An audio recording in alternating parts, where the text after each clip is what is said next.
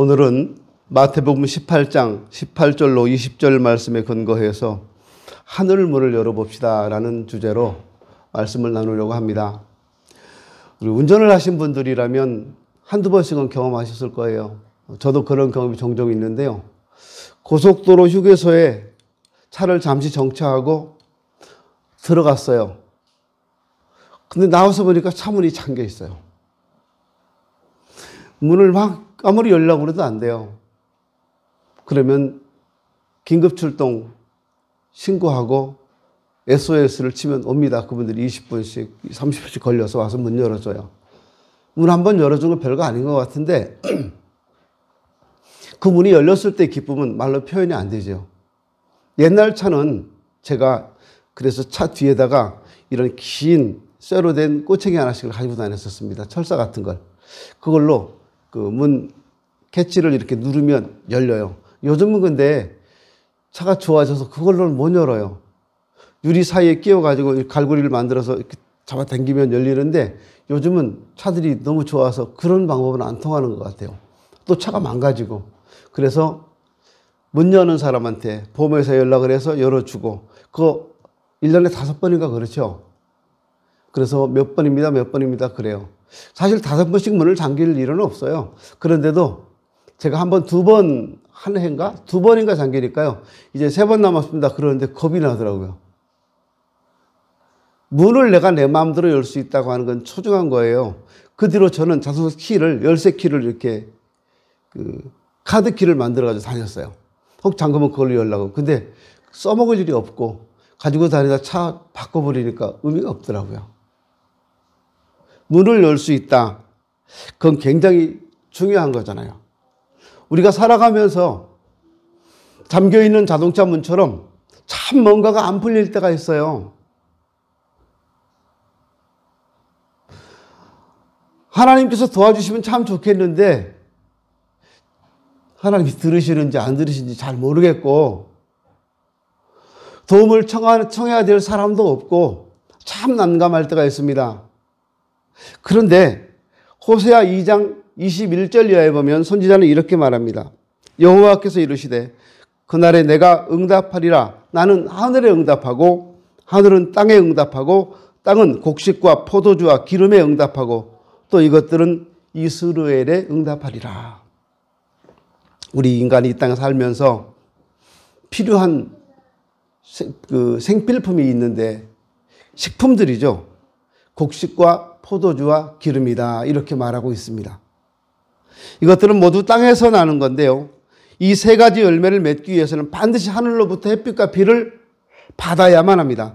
다시 말해서 하나님이 열어주셔야만 이 땅에서 곡식과 포도주와 기름을 얻을 수 있다는 말입니다. 그러니까 우리 인간이 이 땅을 살아가면서 뭔가 부족할 때 어려움이 있을 때 저 하늘 문을 열 수만 있다면 그 하나님의 도움을 받을 수 있잖아요. 하늘 문을 열 수만 있다면 자동차 키처럼 열쇠가 있어서 확 열고 닫고 했으면 좋겠는데 그런 것도 아니고 하늘 문을 열 수만 있다면 이 땅에서 복을 누리고 살아갈 텐데 그게 잘 안 돼요. 근데 오늘 성경은 우리에게 그 하늘 문을 열 수 있는 방법을 이야기합니다. 오늘 말씀을 통해서 여러분 하늘 문을 열 수 있는 분들이 되시길 바랍니다. 어떻게 하늘 문을 열 수 있냐고 말하냐면 19절 말씀에 이렇게 말합니다. 진실로 다시 너희에게 이르노니 너희 중에 2사람이 땅에서 합심하여 무엇이든지 구하면 하늘에 계신 내 아버지께서 그들을 위하여 이루게 하시리라 말씀합니다. 우리의 기도는 하나님을 아버지로 믿는 자녀들의 신앙 고백 같은 겁니다. 하나님을 아버지로 믿기 때문에 그분 앞에 기도할 수 있는 거예요. 따라서 하나님께서 우리에게 기대하시는 것은 믿음입니다. 히브리서 11장 6절에 보면 믿음이 없이는 하나님을 기쁘시게 하지 못한다 말씀합니다. 그렇습니다. 믿음이 없이는 하나님을 기쁘게 할 수가 없어요. 따라서 기도는 하나님을 아버지로 믿는 사람들만 할 수 있는 거예요. 물론 다른 이방 종교에도 기도가 있습니다. 그들의 기도와 우리의 기도는 다른 거니까 저는 우리의 기도를 중심으로 해서 이야기를 하는 겁니다. 하나님을 믿지 않는 사람은 하나님을 아버지라 부를 수도 없고 그러니까 기도할 수도 없는 거예요. 그러므로 만약에 우리가 하나님을 믿는다고 말하면서도 기도하지 않는다면 하나님을 아버지로 인정하지 않는 것과 같아요. 어려움이 있을 때 하나님을 아버지로 믿는다면 그분에게 도움을 청하면 되잖아요. 예를 들어서요. 아주 어린 아이들이 엄마 아빠한테 뭔가 달라고 요구합니다. 저 아이들이 믿는 구석이 있는 거예요. 엄마 아빠니까. 평원이가 엄마한테 아빠한테 뭘 사달라고 해요. 그런데 엄마 아빠는 주머니에 돈이 있는지 없는지 저 아이는 몰라요. 그냥 지가 갖고 싶은 걸 달라고 하는 거예요. 티라노사우루스. 그럼 아빠가 사주잖아요. 엄청 큰 거. 근데 요즘은 그 젊은 부부들이요. 좀 많이 야갔어요. 자기들이 사주려면 돈이 많이 들어가니까 할아버지한테 사주라고 시켜요. 제가 제 아내도 모르는 비밀을 하나 이야기하겠습니다. 지난 수요일 날 손녀딸이 집에 왔어요.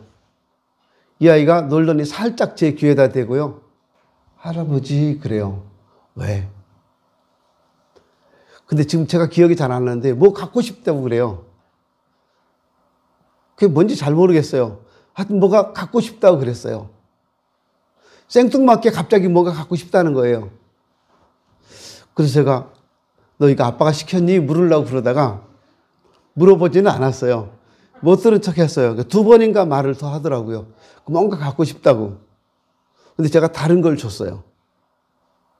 그랬더니 그거 잊어버리고 제가 준 걸 가지고 놀았어요. 요즘 젊은 부부들은요. 할머니, 할아버지한테 뭐 사달라고 시키는 것 같아요. 종이에 써가지고도 주고 이거 사달라고 이거 사달라고. 근데 또 요즘 할아버지들은 또 지능이 높아요. 안 속아요. 큰아들 안 속는다. 만약에 우리가 하나님을 아버지로 믿는다면 기도하는 것이 맞습니다. 그분께 구하는 것이 맞죠. 하나님은 우리를 향해서 항상 그런 마음을 갖고 계십니다. 자녀들이 구하면 즉시 공급해 줄 마음을 갖고 계십니다. 근데 문제는 자녀들이 하나님께 구하지 않는다는 거예요. 구하기만 하면 주시는데. 그래서 예수님께서 친히 마태복음 18장에서 이렇게 말씀합니다.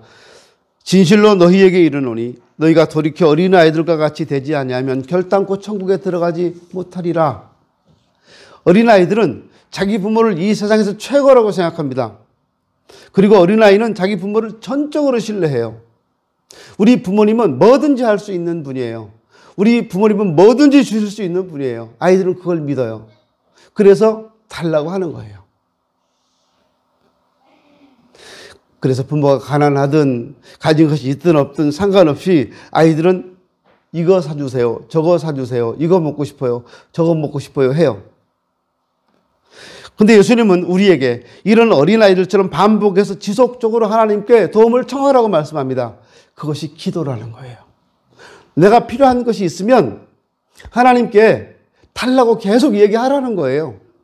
그럼 하나님이 주신다고 말씀합니다. 이게 기도입니다. 오늘 우리의 기도를 통해서 하늘문이 열려지길 바랍니다. 기도로 여러분의 모든 문제가 해결될 수 있기를 바랍니다. 하나님은 우리의 아버지시잖아요. 우리는 그분의 자녀잖아요. 그러면 자녀가 아버지한테 구하는 것을 아버지께서 주시는 건 너무 당연한 거예요. 이보다 더 좋은 권세가 어디 있어요? 이보다 더 좋은 조건이 어디 있습니까? 하늘문을 여는 방법이 기도라는데 하늘문이 열리면 내 문제가 다 해결된다는데 왜 안 여는지 모르겠어요. 왜 그 기도를 사용하지 않는지 모르겠어요. 하나님의 약속을 붙들고 하늘문을 여시기 바랍니다. 그래서 지금 힘들고 지금 어려운 여러분의 모든 문제가 다 해결되어졌으면 좋겠습니다. 또 하나, 교회는 하늘문을 열고 닫는 권세가 있다고 성경은 말합니다. 18절을 같이 읽습니다.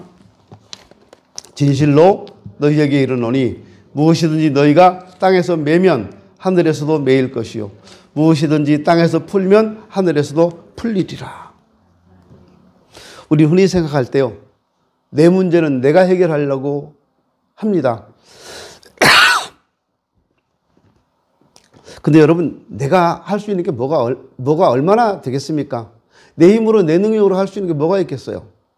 저는 이맘때가 되면 해마다 그 목감기가 와요. 지금도 목이 간지러워서 집을 했는데 열은 없습니다, 여러분. 코로나 아니니까 안심하셔도 됩니다. 병원도 갔다 왔고요. 목이 간질간질하면서 기침이 나고 그래요. 내 힘으로 이걸 못 고쳐요. 병원에 갔더니 의사가 목이 좀 부었네요. 그러면서 약을 처방해 줬는데 그 다음날 더 아파요. 그 약 먹었는데 다시 갔어요. 어제 준 약 먹고 더 아프다고. 그랬더니 그 의사 하는 얘기가요, 약이 전혀 안 듣나 보네요. 다른 약을 드릴게요. 그리고 다른 약을 처방해 주는 거예요 또. 그 제가 그랬어요. 그럼 안 먹은 약을 어떻게 할까요? 이 안 먹은 약은 어떻게, 자기들이 돈을 받고 돌려주든가 돈을 약 가지고 하고, 안 먹은 약은 어떡하죠? 그랬더니 아무 대답을 안 하고 뭐라고 얘기했냐면 오늘 드린 약을 드십시오. 그래요. 아니, 먼저 약은 니들이 돈 주고 환불해 줄래? 그런 뜻이에요, 나는. 근데 나중에 준 약을 먹으니까 좀 들어요. 근데 약효가 떨어질 시간쯤 되면 다시 목이 막 간질간질 하더라고요. 우리가 할 수 있는 건 겨우 그 정도예요. 내가 내 인생에 대해서 할 수 있는 게 뭐가 있겠습니까? 내 피부색을 더 하얗게 할 수 있겠습니까? 키를 좀 더 크게 할 수 있겠습니까? 저처럼 나이가 들면 자연적으로 생겨나는 게 얼굴에 주름살이고, 그리고 얼굴에 여러 가지 점들이 생겨나요. 검버섯이라고 하죠. 그런 거 하나도 내 힘으로 어떻게 해결할 수 없어요. 지난번에 가서 검버섯이 있으면 가려워요. 막 긁어요, 이 얼굴을. 근데 검버섯이 긁고 그러면 점점 더 커져요. 그래서 제가 몇 달 전에 가서 검버섯을 병원에 가서 뺐어요. 얼마나 따끔거리고 아픈지. 근데 다시 또 생겨요. 우리 힘으로 할 수 있는 게 아무것도 없어요. 그러니까 하나님께 매어 달려야 한다 그 말입니다. 내 힘으로 할 수 있는 게 별로 없거든요. 복음서에 보시면 베드로는 생명의 주님을 버리고 떠났던 적이 있었습니다. 그런데 그 생명의 주님을 버리고 떠났던 베드로가 자기 스스로 힘으로 돌아온 것이 아니에요. 누가복음 22장 31절 이하에 보시면 이런 말씀이 있습니다. 시몬아 시몬아 보라, 사탄이 너를 밀가불듯 하려고 했지만 그러나 내가 너를 위해서 네 믿음이 떨어지지 않기를 기도하였노라. 주님이 말씀합니다. 다시 말하면 주님께서는 사탄이가 베드로를 밀까부는 것은, 밀까부는 게 뭐예요? 이 키에 놓고 막 이렇게 하는, 까불까불 한다고 하는 까부는 거예요. 이게 키질하는 걸.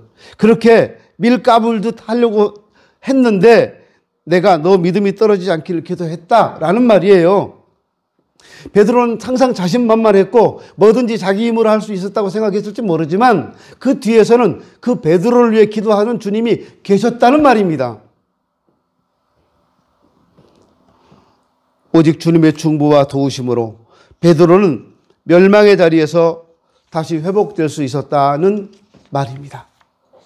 창세기 13장을 보시면 삼촌을 따라 나와서 객지를 돌아다니다가 어느 정도 재산을 모은 롯이라고 하는 사람이 삼촌 아브람을 떠나기로 결심합니다.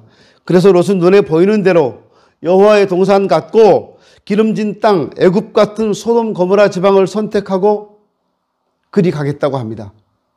그리고 그는 그곳에서 자기의 꿈이 이루어질 것이라고 기대했어요.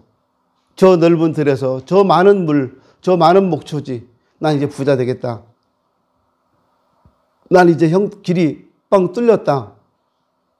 이렇게 생각했을 겁니다. 그러나 그곳에 하나님의 무서운 유황불의 심판이 잠시 후에 내린다는 사실을 그는 보지 못했어요. 하지만 아브라함이 조카 롯을 위해 중보 기도를 했을 때 하나님께서는 아브라함의 기도에 응답하셔서 롯을 소돔 고모라의 유황불 심판 자리에서 구원해 주셨습니다. 리브가는 어떻게 아이를 낳았습니까? 창세기 25장 21절 이하에 보시면 이삭이 그 아내가 잉태하지 못함으로 그를 위하여 여호와께 간구했다라고 말해요. 여호와께 간구했을 때 그 간구를 들으셨으므로 그 아내 리브가가 잉태하였다라고 말합니다. 우리가 주목해야 될 부분은요, 리브가가 하나님 나 아이를 낳지 못해요 기도하지 않았다는 거예요. 나한테 아이를 주세요 기도하지 않았다는 거예요. 기도한 사람은 리브가가 아니라 남편 이삭이었어요. 누군가 나를 위해 기도해 주는 사람이 있다고 하는 것은요, 굉장한 힘이 됩니다. 나도 모르는 사이에 어떤 위기 상황에서 하나님이 나를 건져주시는 수단, 방법이 바로 기도입니다. 그러니까 나를 위해 기도해 줄 수 있는 사람이 있다고 하는 것은 축복입니다. 내가 누군가를 위해 기도하고 또 누군가가 나를 위해 기도해 줄 수 있다면 참 좋잖아요. 여러분, 우리 서로를 위해 기도하십시다. 서로를 위해 기도하는 것은 참 좋은 일 같아요. 우리가 서로를 위해 기도하고 서로를 사랑하고 서로를 보듬어주고 안아줄 수 있다면 이보다 큰 사랑이 어디 있어요? 이보다 큰 행복이 어디 있겠습니까?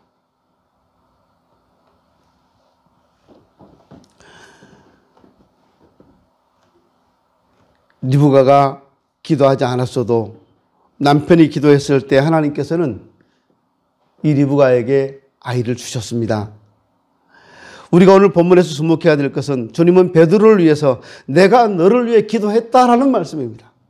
예수님께서 베드로를 위해 기도했다고 하셔요. 여러분을 위해서는 누가 기도하고 계실까요? 주님은 오늘도 하늘보다 우편에서 우리가 예수 이름으로 기도하는 모든 기도가 응답되기를 바라고 계시고 중보하고 계신다는 사실을 기억해야 합니다. 요한복음 16장 24절 이하에 보시면 지금까지는 너희가 내 이름으로 아무것도 구하지 아니하였으나 구하라 그리하면 받으리니 너희 기쁨이 충만하리라 말씀합니다. 그런데 가룟 유다에 대해서는 주님께서 내가 가룟 유다를 위해 기도했다고 말씀하지 않아요. 신기한 일이죠. 이유가 뭔지는 잘 모르겠습니다. 그러나 가룟 유다는 주님을 목자로 모시고 따르는 주님의 양이 아니었을 가능성이 큽니다. 우리 신앙생활에는 반드시 주님과의 바른 관계가 설정되어져야 합니다. 따라서 우리 건강한 신앙생활을 위해서는 주님과의 올바른 관계가 매우 중요하고 교회 생활에서는 목회자와 관계가 매우 중요합니다. 너희를 인도하는 자들에게 순종하고 복종하라.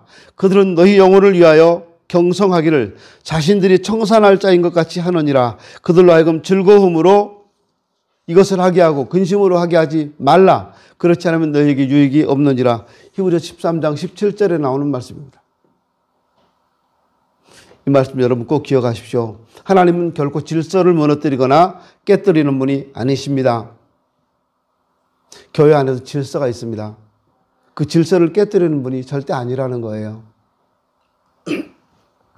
창세기 16장에 보시면 아브라함의 아내 사라에게는 하갈이라고 하는 여종이 있었습니다. 이 하갈은 애굽 여자예요. 어떻게 애굽 여자가 이 아브라함 집에 오게 되는지 사라한테 오게 되는지는 잘 모르겠어요. 그런데 성경을 읽다 보면 아마 아브라함이 사라랑 같이 애굽에 내려갔다가 거기에서 자기 아내를 누이라고 속이고 바로 왕한테 많은 종과 또 많은 그 짐승들을 상품으로 선물로 받았잖아요. 그때 따라온 여인이 아니겠는가 하는 생각을 해봅니다. 그런데 사라에게 아이가 없어요. 고민합니다. 내 남편을 위해서 아들을 낳아줄 수 없는데 방법이 뭘까? 보니까 자기 여종, 몸종 하갈이라는 여자가 있습니다. 하갈하고 사라하고는 나이 차이가 엄청나죠. 어머니, 딸 차이죠. 그래서 그 하갈을 남편한테 바칩니다. 내 대신 이 여자를 통해서 아들을 낳으십시오라고요. 근데 진짜 낳았어요. 후처를 삼았어요, 하갈을. 근데 진짜 아들을 낳았어요. 아들이 잉태되니까 교만해서 자기 주인 사라에게 대들었다가요, 집에서 쫓겨납니다. 집을 나온 하갈이 광야에서 눈물로 기도했을 때 하나님은 그녀의 기도에 응답해 주시면서 이렇게 말씀합니다. 돌아가 네 주인 사라에게 복종하라. 그렇습니다. 하나님은 하갈로 하여금 사라의 수하에 들어가 복종하게 함으로써 그녀의 사는 길이 열리게 하셨던 겁니다. 우리는 모두 다 주님은 교회의 머리요 우리는 그의 지체라고 고백하고 사는 그리스도인들입니다. 그렇다면 나는 지금 어디에 속해 있는지 한번 생각해 보십시오. 우리는 모두 다 교회에 속한 자로서 하나님의 자녀들입니다. 주님은 내가 내 교회를 세우리라고 말씀하시면서 참으로 교회를 중하게 여기십니다. 18절에 너희라고 하는 단어는 교회를 의미하는 겁니다. 교회는 하늘을 열고 닫는 권세를 갖고 있다. 이 말이에요. 따라서 내가 아무리 기도해도 교회로부터 막혀버리면 안 되는 겁니다. 그러므로 우리는 교회를 섬기고 주님의 명령에 순종함으로써 하늘을 열어갈 수 있어야 됩니다.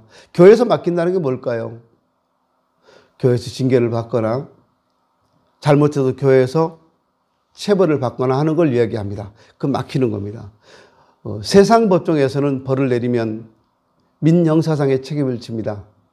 근데 교회에서는 벌을 내리면 그 사람이 벌을 제대로 받는지 안 받는지 아무도 몰라요. 목사도 몰라요. 저 사람이 근신하는지 안 하는지 몰라요. 근데 하나님은 아십니다. 성실하게 그 벌을 받아 나가고요. 벌 받았다고 끝나는 거 아니에요. 교회에서 풀어줘야 돼요. 해벌됐다고 교회에서 판결을 내려줘야 돼요. 당회에서. 그래야지만 그 사람 풀리는 거예요. 그래서 교회에서는 벌 받지 않으려고 노력해야 돼요. 교회에서 웬만하면 벌을 내리지 않습니다. 근데 우리 교회처럼 당회가 조직된 교회는 치료회로 구성해서 잘못한 사람 벌을 내릴 수가 있습니다. 벌 내리고 나면 이 벌은 무슨 감옥에 가둬버린다든가 그런 벌이 아니잖아요. 교회에서 내리는 벌은 수찬정지, 성찬에 참여하지 못한다는 거죠. 근신, 경책, 앞으로 그러지 마시오. 경고 주는 거예요. 혹은 1년간 무슨 공직정지, 이런 벌들이에요. 심하면 제명시켜요. 근데 이거에 대해서 성도들이 얼마나 이게 무서운 건지를 몰라요. 교회가 제명시켜버리면 그분 예를 들어서 우리 교회에 있는 성도 하나를 제명을 시켰어요. 그 사람은 서인천 제일교회 성도가 아니에요. 그럼 어디로 가야 돼요, 이 사람은요? 딴 교회 가면 되지 뭐. 딴 교회 가요. 그리고 아무 소리 안 하면 그 교회들은 몰라요. 아, 새로 오신 분이구나. 그리고 전교에서 집사였습니다. 그럼 다 집사님이라고 부르고, 전교에서 장로였습니다. 그럼 다 장로님이라고 불러요. 아무도 몰라요. 근데 주님은 아세요. 그거 내가 나한테 벌을 준 그 교회에서 그거 풀어줘야 돼요. 그래야지 막히지 않습니다. 반드시 풀어야 됩니다. 반드시. 우리는 아무것도 몰라요. 본인은 알죠. 주님은 아시고요. 교회 벌은 굉장히 중요한 겁니다. 막혀버리기 때문에 그래요. 내가 열심히 기도하는데도 응답이 없다. 뭔가 막혀 있는 거예요. 근데 어떤 분은 기도를 몇 번 안 했는데도 쉽게 응답이 옵니다. 우리는 이 시간 이 교회의 비밀에 대해서 한번 알았으면 좋겠어요. 여러분, 교회가 왜 중요할까요? 그리고 왜 교회의 기도가 하늘을 열고 닫는 것일까요? 20절 말씀은 이렇게 말씀합니다. 두세 사람이 내 이름으로 모인 곳에는 나도 그들 중에 있느니라. 여기 두세 사람이 모인 곳, 바로 교회를 말합니다. 그런데 그곳에서 주님이 성도들과 함께 계신다는 거예요. 교회에서 드리는 이 예배, 주님이 여기 함께 계신다는 겁니다. 교회에서 성도들이 드리는 기도에 하나님이 함께 계신다는 거예요. 요즘은요, 제가 새벽에 재미있기도 하고 좋기도 하고 그래요. 이혜진 성도님이 새벽 예배를 무지 잘 나오세요. 요즘 들어서. 봄바람이 불어서 새벽 예배 나오시는가 했는데 주일날도 안 빠지고 오셨네요. 속으로 그래 봤어요. 우리 권사님들, 안수집사님들 안 나오시니까 이혜진 성도님이 나오셔서 자리를 채워가시는구나, 그 생각을 해봤어요. 두세 사람이 모인 곳, 거기에 주님이 함께 하신다고 말씀합니다. 어떤 사람의 경우 내 기도가 부족해서라기보다도요, 교회 안에서 뭔가 막혀있기 때문에 다치는 경우가 있어요. 그러므로 우리는 교회에서 거침돌이 되거나 묶이는 사람이 되어서는 안 됩니다. 교회가 풀어주고 교회가 복을 주는 사람이 되어야 됩니다. 온 교회가 볼 때, 저 사람 복 받을 사람이다. 저 사람은 참 훌륭하게 신앙생활 잘한다. 모두가 박수를 보내주고 그런 성도가 되어야 합니다. 그런 분이 복 받아요. 지금 당장 눈에 보이는 것만 가지고 얘기하지 마세요. 조금만 더 긴 안목을 갖고 내다본다면 내가 교회 안에서 거치는 자가 되거나 막히는 자가 되어서는 안 되겠다, 그 말입니다. 나로 인해서 성도들이 즐거워하고 나로 인해서 성도들이 용기를 얻고 나 때문에 목회자가 좋아하고 기뻐하고 그러면 얼마나 좋겠어요. 목사님이 나 때문에 속 좀 썩을 거다, 그런 성도 있어요. 그분은 막혀 있는 거예요. 누군지 모르지만 하여튼 목사님 나 때문에 골치 좀 아플 거야, 그런 성도 있습니까? 그분은 막혀 있어요, 여러분. 난 모르는데 본인 스스로 막아버리는 거예요. 지금 여기는 안 계신 것 같은데, 목사님 골탕 좀 먹어봐라, 그런 생각 하지 마세요. 교회 안에서 모두에게 칭찬받고 또 하나님의 영광을 위해서 온전히 헌신하는 성도, 이분들이 바로 하늘 문을 열 수 있는 분들이에요. 우리 주님께서 핏값으로 세우시고 성령께서 친히 세우신 우리 교회에서 바로 여러분의 기도로 하늘 문을 열었으면 좋겠습니다. 그러면 성경이 말씀하시는 대로 우리에게 곡식과 포도주와 기름을 하나님께서 풍요롭게 내려주실 것입니다. 풍성하게 내려주시는 하늘의 은혜. 그럼 만족하잖아요. 뭐가 더 필요해요? 어떤 분이 이런 말씀을 하신 걸 들었습니다. 돈 좀 있으면 좋겠다. 얼만큼이나 필요하십니까? 나 쓰고 싶을 때 쓰고 먹고 싶을 때 먹을 수 있는 돈이면 됩니다. 그게 얼마면 될까요? 대답을 못해요. 어느 정도 돼야지 내가 먹고 싶을 때 먹고 쓰고 싶을 때 마음껏 쓸 수 있을까요? 한 달에 얼마 수입이 되면 그럴까요? 내가 먹고 싶을 때 먹고 쓰고 싶을 때 마음껏 쓸 수 있으려면 그래도 한 달에 한 1억은 벌어야 되나요?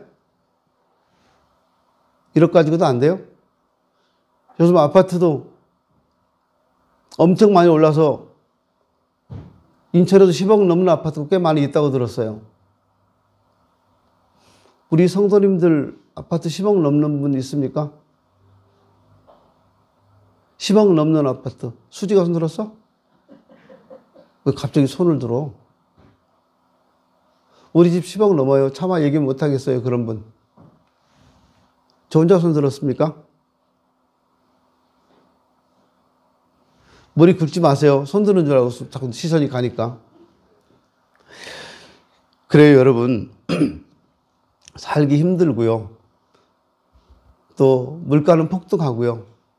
이런 세상에서 우리가 하늘 문을 열 수만 있다면 모든 게 다 해결되지 않겠습니까?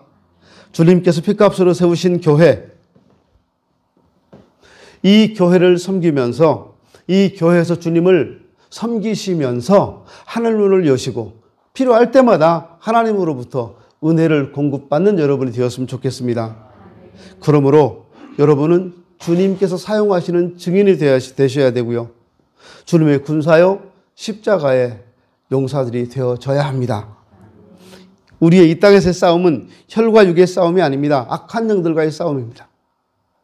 그 악한 영들을 이기기 위해서는 우리는 무기를 사용할 수 있는 훈련을 받아야 되는데 그 훈련이 바로 기도입니다. 하나님이 살아계신 증거, 이것은 기도 응답이에요. 얼마 전에 국감장에서 국토교통부 장관한테 어떤 국회의원이 노래 하나를 틀어줬어요. 이야기하다가 그 장관한테 그 노래를 아시죠? 테스형, 세상에 왜 이래. 그래서 그 김현미 장관이 웃더라고요. 웃으라고 틀어준 거 아니잖아요. 2000년 전에 죽었던 소크라테스가 나타나가지고 그 테스 형이 나타나가지고 뭘 어떻게 해결하겠어요? 너 자신을 알라며 그렇게 말해놓고 가버리면 우리가 어떻게 아냐고 그러는데 그런 거 말고요. 우리가 하나님 앞에 더듬거리는 입술로라도 유창한 말은 아닐지라도 1시간, 2시간 엎드려 기도하지 못할지라도 한두 마디 더듬 하나님 앞에 하나님 내가 요즘 형편이 이렇습니다.